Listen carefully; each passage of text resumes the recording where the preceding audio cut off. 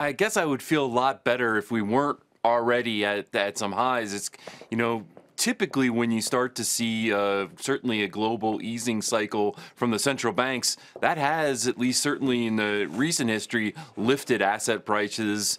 So, you know, on the margin, you think, well, that is positive.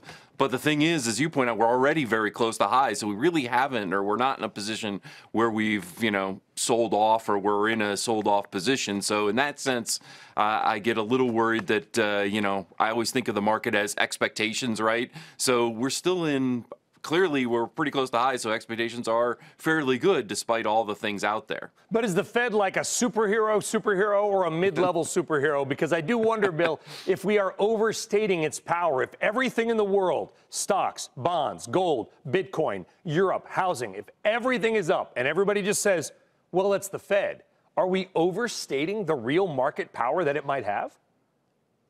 Yeah, I mean, I think underneath the fact is the economy is, I'm going to call it satisfactory. So when you have, I'm going to go back to it, when you have central banks easing, and essentially right now you have the Fed really moving toward insurance cuts, not that the actual data has deteriorated that much.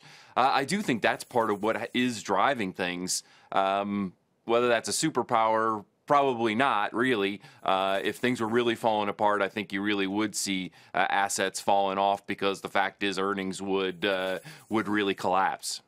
So what are you telling clients longer term? I mean, new records are nice and it'll capture the sort of the near-term attention. But if we look a year from now, I mean, do you see markets being able to be higher? I do see it, certainly the ability to be higher, because I think for us still, a recession is not necessarily in the cards. I think there is an interesting side to this. Every time the central banks have gotten together here during this this expansion and started to ease somewhat, you have seen the global economy pick up again. And I think that's why you pointed out earlier, you've seen European stock markets act a lot better. It's not that their economy is doing well at all, and you pointed out Italy in particular, but the fact is we look to be, or they're likely to ease again over there as well. So you're seeing some asset inflation going on.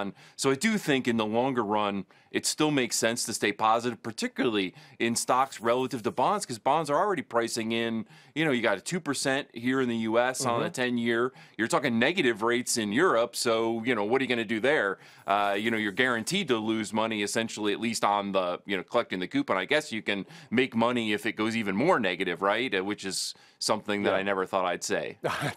You and I both, Bill. Is there any group of stocks that looks particularly attractive to you guys there at Avalon?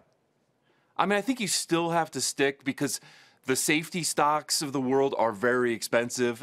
So if you believe that this is going to give us some reflation, I think you go in the industrials. Consumer discretionary still looks good to us because the U.S. consumer remains in very good shape. So I think it'll be interesting. We get a take on Nike this week, so maybe we'll get a little glimpse there as well.